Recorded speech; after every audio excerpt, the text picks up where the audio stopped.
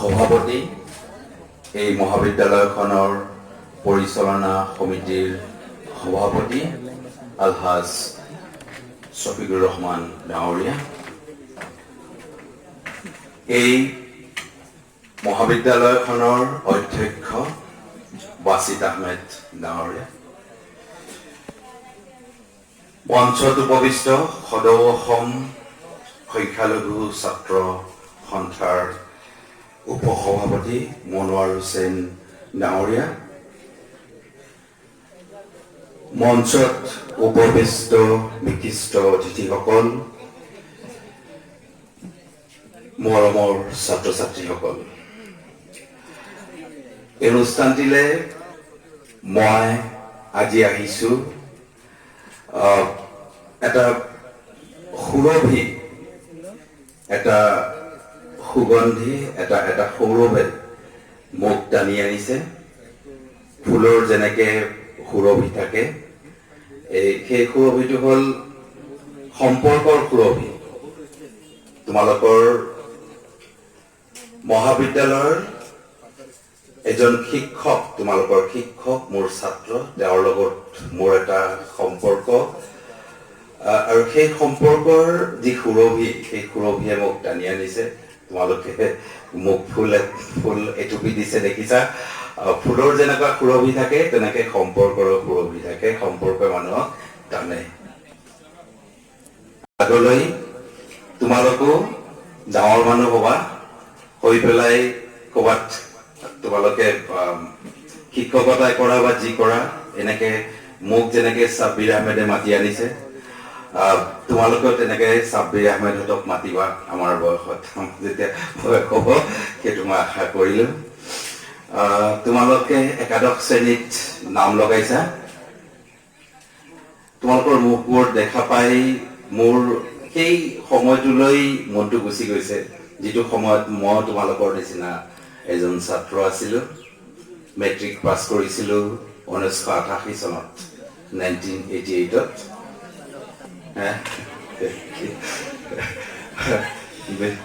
বিশ্বাস হোৱা নাই নেকি?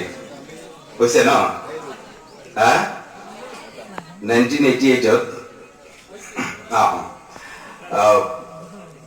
মই মেট্ৰিক পাছ কৰাৰ পিছত এখন কলেজত নাম লগাইছিলোঁ, আৰু মই মেট্ৰিকত ফাৰ্ষ্ট ডিভিজন পাইছিলোঁ। সেই সময়ত মই 72% পাইছিলোঁ। 72% পোৱাটো সেই সময়ৰ কাৰণে বহুত ডাঙৰ কথা। আগৰ দিনত ইমান নম্বৰ নাপায়। তাৰপিছত মই যেতিয়া কলেজত নাম লগালো, মই কিন্তু আৰ্টছত নাম লগাম বুলি ক'লো, আৰু মই গৈ পেলাই আৰ্টছত নাম লগালো। আৰু সেই সময়ত এজন 70+ পোৱা ষ্টুডেণ্টে আৰ্টছত নাম লগাব, সেইটো কোনো আশা নকৰে, সেইটো অপ্ৰত্যাশিত, বিচৰা নাছিলে কোনেও, কিন্তু সকলোৰে বিৰুদ্ধে গৈ পেলাই মই আৰ্টছত নাম লগাইছিলোঁ। আৰু তাৰপিছত ঘৰৰ পৰা মোক ক'লে, ঠিক আছে, তই যে ইচ্ছা কৰিছ যেতিয়া আৰ্টছত নাম লগাবলৈ, আৰ্টছতে লগা, কিন্তু মেথামেটিক্সটো তই ৰাখি থৈ দিবি লগত, কেতিয়াবা কামত আহিব। আৰু মই গৈ নাম লগালো। নাম লগাই এসপ্তাহমান ক্লাছ কৰিছোঁ মেথছৰ, কৰি পেলাই ভাল নলগা হ'ল মেথছ ক্লাছটো। তাৰপিছত মনে মনে তাৰ পৰা মই এপ্লিকেশ্যন দি মেথছ খতম খালাছ কৰি দিলোঁ। দি পেলাই মই লজিক ল'লোঁ। লজিক বুলি এটা ছাবজেক্ট আছে, গম পোৱা ন? লজিক এণ্ড ফিলচফি, লজিক ল'লোঁ। লৈ পেলাই পঢ়ি আছোঁ। তাৰপিছত লাহে লাহে ঘৰত ক'লোঁ আৰু যে মোৰ মেথছটো ভাল নালাগে, মই নোৱাৰিম, মোৰ গতিকে ন। আগতে মোৰ ঘৰ মানকাচৰত, আৰু মই পঢ়া শুনা কৰিছিলোঁ ধুবুৰীত। ধুবুৰীৰ পৰা মানকাচৰলৈ যাওঁতে আগতে ফেৰীত যায়, কেতিয়াবা ফেৰীত যায়, ফেৰী মানে লঞ্চ বুলি কয়, জাহাজ, সৰু সৰু জাহাজৰ নিচিনা, ভুটভুটি বুলি শুনিছা তোমালোকে, দেখিছা নেকি? সেইবিলাকত যায়। তাই দিনাখন মই গৈ থাকোঁতে এজন মানুহে মোক সুধিলে যে তুমি ক'ত পঢ়া? মই বোলো এনেকুৱা ধুবুৰী BN কলেজত পঢ়োঁ, হায়াৰ ছেকেণ্ডেৰী। তাৰপিছত মোক সুধিলে মাৰ্কছ চাৰ্কছ কেনেকুৱা? মই ক'লোঁ এনেকুৱা ফাৰ্ষ্ট ডিভিজন পাইছিলোঁ। কিন্তু মানুহজনে মোক কৈছে, নাই তুমি বোলে ছেকেণ্ড ডিভিজন পাইছিলা। মই বোলো কেনেকৈ ক'ত পালে? ক'ত পালে কয়, নাই মই শুনিছোঁ। মই একো নক'লোঁ, কিন্তু মই বুজি পাইছিলোঁ, যিহেতু মই আৰ্টছত পঢ়িলোঁ, তেওঁ এইটো কল্পনা কৰিব পৰা নাই যে আৰ্টছত পঢ়িলে সেই মানুহজনে ফাৰ্ষ্ট ডিভিজন পোৱা এটা ষ্টুডেণ্টে আৰ্টছত নপঢ়িব এই কথাটো তেওঁ বিশ্বাস কৰিব পৰা নাছিলে কাৰণে কৈছিলে এনেকে আচ্ছা মই যিটো ষ্টৰী ক'লো ষ্টৰীটো কোৱাৰ আৰু এটা কাৰণ আছে ব্যক্তিগত কথা কোৱাৰ যে তুমি কি হবা প্ৰথম কথা হ'ল এইটো তুমি কি হবা সেইটো কিন্তু আজিয়ে ঠিক কৰিব লাগিব what will you be বুজি পাইছে নে এই যে পঢ়া-শুনা কৰি আছা তোমালোক যে বহুত ডাঙৰ মানুহ হবা সেইটো আসলতে হ'ব পাৰিবা নে নাই গোটেই কথাটো নিৰ্ভৰ কৰিব তোমাৰ কি লক্ষ্যটোৰ ওপৰত লক্ষ্যটো কেনেকৈ কৰিবা আকৌ বোলে পূজাৰীৰ এজন যুৱক এজন মানুহ আছে মাৰুফ আলম নাম তেওঁ বোলে IRS পৰীক্ষা পাইছে IRSটো কি বহুত ডাঙৰ দিল্লীত চাকৰি কৰে বা এই অঞ্চলৰ পৰা কোনোবা এজন মানুহে মেডিকেল MBBS হৈ পেলাই আকৌ বোলে MS কৰিছে কৰি পেলাই সাৰ্জন হৈছে কেনেকৈ হ'ল এই যে এটা লক্ষ্য স্থিৰ কৰিবলৈ তোমালোক আৰ্টছত পঢ়া আৰ্টছ কলেজ নহয় জানো আচ্ছা মই ক'ব খুজিছোঁ মই আজি কলেজৰ এজন টিচাৰ হৈছোঁ মোটামুটি মই এটা গ'ল নিৰ্দিষ্ট কৰি লৈছিলোঁ যে মই কলেজত পঢ়াম কিন্তু আজিৰ দিনত মডাৰ্ণ ৱৰ্ল্ডে এই কলেজ শিক্ষকৰ বাহিৰেও শিক্ষকতাৰ বাহিৰেও বহু অপৰচুনিটি দিছে ভাল ভাল অপৰচুনিটি আৰ্টছত পঢ়ি পেলাই তোমালোক বহু ডাঙৰ ডাঙৰ মানুহ হ'ব পাৰিবা কিন্তু জানিব লাগিব তাৰ কাৰণে তোমালোকে এতিয়াৰ পৰাই কেৰিয়াৰ কাউন্সেলিং ৰিলেটেড যিবিলাক মেগাজিন থাকে সেইবিলাক পঢ়িবা শিক্ষকসকলক সুধিবা যে ছাৰ মই আৰ্টছত পঢ়ি কি হ'ব পাৰিম কি আমাৰ কাৰণে ভৱিষ্যতৰ প্ৰস্পেক্ট আছে এই কথাবিলাক জনাটো অত্যন্ত দৰকাৰ আমি পিছপৰি থকাৰ এটা মূল কাৰণ কি জানানে এই ওচৰতে ক'লে মানে তেওঁলোকে শুনিলে বেয়া পাব মানুহে কয় আৰু বিহাৰৰ পঢ়া-শুনা বোলে আমাতকে তলত বুজিছেনে আমাতকে নিম্নমানৰ বুলি কোৱা হয় কিন্তু তাৰ পৰা বহুত ল'ৰা ছোৱালীয়ে IAS পায় মই এবাৰ চণ্ডীগড় ইউনিভাৰ্চিটিত এটা ৰিফ্ৰেছাৰ্ছ কোৰ্ছ মানে টিচাৰসকলৰ ট্ৰেইনিং কোৰ্ছ কৰিবলৈ গৈছিলোঁ তাত UPৰ এজন বন্ধু পাইছিলোঁ ইয়া বুলি তেওঁ মোক কৈছিলে তোমালোকে যে ইমান অহংকাৰ কৰা গুৱাহাটী ইউনিভাৰ্চিটিত পঢ়া বুলি তোমালোকৰ পৰা কিমানটা IAS পায় বোলো কথাটোতো সঁচা কিয় নাপায় নোপোৱা তেওঁলোকে পায় তেওঁলোক আমাতকে আমি এনেকুৱা ধৰণৰ এটা গৰ্ব অনুভৱ কৰোঁ যে আমি তেওঁলোকতকৈ ওপৰত বেছি জানো কিন্তু তেওঁলোকে IAS পায় যিটো লোকসেৱা আয়োগ বুলি কয় UPSC পৰীক্ষাত তেওঁলোক সফল হৈ পেলাই ডাঙৰ ডাঙৰ মানুহ আমি কিয় হ'ব নোৱাৰো কাৰণ সেই স্থানটোলৈ সেই গন্তব্যস্থললৈ কেনেকৈ যাব লাগে আমি নাজানো এক দ্বিতীয় যিটো আটাইতকৈ ডাঙৰ আমাৰ যিটো দোষ তোমালোকৰ নিচিনা ল'ৰা ছোৱালীৰ যিটো দোষ সেই দোষটো হ'ল আশা নকৰাটো আশা কৰিব লাগিব আশা কৰিছা নে নাই তোমালোকে ডাঙৰ মানুহ হ'ম বুলি এজন IAS অফিচাৰ এগৰাকী IAS অফিচাৰ হ'ম বুলি আশা কৰিছা নে নাই আশা কৰিব লাগিব আশা নকৰিলে কেতিয়াও হ'ব নোৱাৰে সেইকাৰণে তোমালোকে ভাল পোৱা এজন মানুহ খুব ভাল পোৱা এজন মানুহজনৰ নাম ডক্টৰ APJ আব্দুল কালাম জানা নহয় জানো তেওঁ কৈছিলে যে small aim is a crime সৰু আশা কৰাটো এটা অপৰাধ মানুহক মাৰ্ডাৰ কৰাটো যেনেকৈ অপৰাধ তেনেকে আশা সৰু হোৱাটো এটা অপৰাধ আশাটো সদায় ডাঙৰ কৰিবা যিমান আশা কৰিবা সিমানে তোমালোক আগবাঢ়ি যাব পাৰিবা এতিয়া কথা হ'ল মই প্ৰেক্টিকেল কিছু কথা কম মই ঠিক ছাত্ৰ ছাত্ৰীসকলক উপদেশ দিয়াৰ নিচিনা নহয় যিহেতু মই তোমালোকৰ নিচিনা এজন ছাত্ৰ আছিলোঁ জীৱৰ সমস্যা মই পাই আহিছিলোঁ জীৱৰ কাৰণত মই ইমানতে ৰৈ গ'লো ইয়াতকৈ ডাঙৰ মানুহ হ'ব নোৱাৰিলোঁ সেই কথাবিলাক তোমালোকৰ লগত মই শ্বেয়াৰ কৰিম যে ছাকচেছফুল কেনেকৈ হ'ব প্ৰথম কথাটো হ'ল এটা ডেফিনিট গ'ল থাকিবই লাগিব নহয় জানো এনে কোনোবাই ক'ব পাৰিবা নেকি যিকোনো এজন বা এজনী ক'ব পাৰিবা নেকি কি হ'বা লাইফত ডাঙৰ মানুহ কোৱা কিবা এটা কি এডভকেট ভেৰি গুড এডভকেট হ'লে সুপ্ৰিম কোৰ্টৰ হ'বা বুজি পাইছা নে নাই এডভকেট একেবাৰে সুপ্ৰিম কোৰ্টৰ হ'বা এতিয়া এই যে সেই লাইনত আৰু জাজো হ'ব পাৰি সেইটো কেনেকৈ হ'ব লাগে সেইবিলাক জানিবা বুজি পাইছানে এজন খুব মানে ভাল ভাল কথা কোৱা এজন লেখক তেওঁ জীৱনত বহু কষ্ট কৰি কৃতকাৰ্য হৈছে তোমালোকে যিমান কষ্ট কৰিছা তাতকৈ বেছি কষ্ট কৰি তেওঁ সফল হৈছিলে জীৱনত তেওঁৰ নাম হৈছে শিৱ খেৰা তেওঁ এখন কিতাপ লিখিছিলে কিতাপখনৰ নাম হৈছে ইউ কেন উইন আৰু সেই কিতাপখনত তেওঁ এটা কথা লিখিছে আৰম্ভণিতে লিখিছে যে winners do not do different things they do things differently winners do not do যিসকল মানুহ সফল হয় সেই মানুহবিলাক বিজয়ী মানুহবিলাকে বেলেগ কাম একো নকৰে winners do not do different things they do things differently তেওঁলোকে আনে কৰা কামটো বেলেগকে কৰে বুজি পাইছে না তোমালোকৰ যিমান ল'ৰা ছোৱালী আছে তাৰে মাজত কোনোবাই 78% পাইছে কোনোবাই 70 পাইছে কোনোবাই 55 পাইছে কাম একেটাই কৰিছে তাৰে মাজত যিসকল আগবাঢ়ি গৈছে তেওঁলোকে আনে কৰা কামটো বেছি ভালকে কৰিছে গতিকে আনে কৰা কামটো এই যে পঢ়া শুনা তোমালোকৰ যেটো সিলেবাস আছে এই কামটো তুমি আনতকৈ ভালকে কৰিবলৈ সদায় চেষ্টা কৰিবা পাৰি ভালকে কৰাটো ইমানো টান নহয় ভালকে কৰিবলৈ কি কৰিব লাগিব প্ৰথম এটা ইম্পৰ্টেন্ট কথা শুনিব লাগিব মানুহে যে কয় স্কিল আজিকালি স্কিল ডেভেলপমেন্টৰ যুগ মই কওঁ মানুহৰ জীৱনত আটাইতকৈ ডাঙৰ স্কিলটো হৈছে শ্ৰেষ্ঠ স্কিলটো হৈছে শুনাৰ স্কিল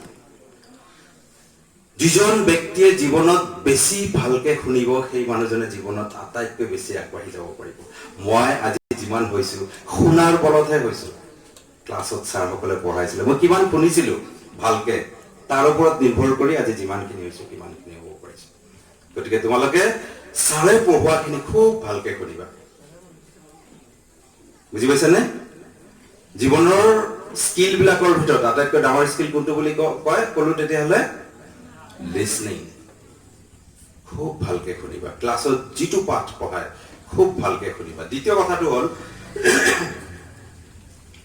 মনৰ ভিতৰত এটা সদায় উৎসুক ভাৱ থাকিব লাগিব বুজি নাপালে ছাৰহঁতক সুধিব লাগিব সৰু সৰু কথা কিন্তু বহুত ইম্পৰ্টেন্ট কথা ছাৰে পঢ়াই আছে পলিটিকেল সায়েন্স আছে তোমালোকৰ আছে ন ধৰি লোৱা ছাৰে পঢ়াই আছে সাৰ্বভৌমত্ব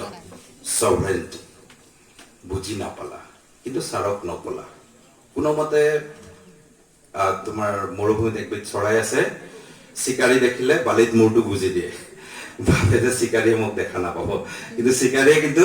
দেখা পায় আৰু চিকাৰীয়ে গুলি কৰে শিক্ষকসকলে ষ্টুডেণ্টক দেখা পায় প্ৰত্যেকটো ষ্টুডেণ্টক এজন ভাল শিক্ষকে প্ৰত্যেকটো ষ্টুডেণ্টক দেখা পায় ষ্টুডেণ্টে গমে নাপায় আচ্ছা তেনেকে কিবাকে যেটো পালমাৰা বুলি কয় পালমাৰি গুচি আহিলা নুখুধিলা তুমি আগবাঢ়িব নোৱাৰিবা যিজনে খুধিব তেওঁ তোমাতকে ভালকে কৰিছে যেনেকে শিক্ষাই কোৱা বুলি ক'লো মই winners do not do different things they do things differently তেওঁ বেলেগকে ক'ব তেওঁ শুনিব সেইকাৰণে তেওঁ বেছি আগবাঢ়ি যাব গতিকে তোমালোকে এই কামটো সদায় কৰিবা আৰু মই কেইটামান কথালৈ আহিম এই বিষয়ে মই দুটামান কথালৈ আহিম তাৰ আগতে মই তোমালোকক এজন যুৱকৰ বিষয়ে ক'ব বিচাৰিছো যিজন মানুহ আজি এজন IAS তেওঁৰ নামটো হৈছে আনসাৰ শেখ শুনিছা নেকি নাম হয় হয় শুনিছা কোৰ মানুহ গম পোৱা নেকি মুম্বাইৰ এটা অতি পিছপৰা অঞ্চল খৰাংপীড়িত অঞ্চলৰ পৰা তেওঁ IAS অফিচাৰ হৈছে 2016 চনত তেওঁৰ দেউতাক আছিল এজন অটো ৰিক্সা ড্ৰাইভাৰ আৰু মাক আছিলে 3 গৰাকী মাজু ঘৈণীয়েক সেই মানুহগৰাকী মাজু ঘৈণীয়েকৰ সন্তান আছিলে তেওঁ ভাইক এজন আছিলে ভাইকজন পঢ়া শুনা কমপ্লিট কৰা নাই যেটো আধা পঢ়ি পেলাই পঢ়া বাদ দিয়ে যে সেইবিলাক ষ্টুডেণ্টক ড্ৰপ আউট বুলি কয় তাৰমানে আধা পঢ়ি পেলাই 6-7 লৈকে পঢ়ি পেলাই যাৰ পঢ়া শুনা কৰা নাই এই আনসাৰ শেখ অত্যন্ত দুখীয়া আছিলে ME স্কুল পাছ কৰাৰ পিছত তেওঁ দেউতাকে কৈছিলে যে তই আৰু পঢ়া শুনা কৰিব নালাগে আজি তোমালোকৰ যিটো অৱস্থা তোমালোক যেনেকুৱা ঘৰৰ পৰা আহিছা তাতকৈ দুখীয়া তেওঁ দেউতাকে কৈছিলে যে তেওঁৰ পঢ়া শুনাৰ দায়িত্ব মই ল'ব নোৱাৰো গতিকে তেওঁ পঢ়িব নালাগে কিন্তু শিক্ষক হেডমাষ্টাৰজনে কৈছিলে যে নাই তেওঁ পঢ়িবই লাগিব আৰু অৱশেষত হেডমাষ্টাৰৰ সেই জোৰ দিয়াৰ কাৰণে হেডমাষ্টাৰৰ সেই তাগিদাত ইচ্ছাত তেওঁ পঢ়া শুনা কণ্টিনিউ কৰি পেলাই মই অলপ শ্বৰ্টকাটকে কৈছো তেওঁৰ বিষয়ে কোৱাৰ কাৰণ আছে তোমালোকে গম পাবা তেতিয়া কিয় কলো মই মেট্ৰিকত 91% পালে তাৰপিছত তেওঁ লাহে লাহে পলিটিকেল সায়েন্সত মেজৰ লৈ পেলাই তেওঁ বিএ পাছ কৰিলে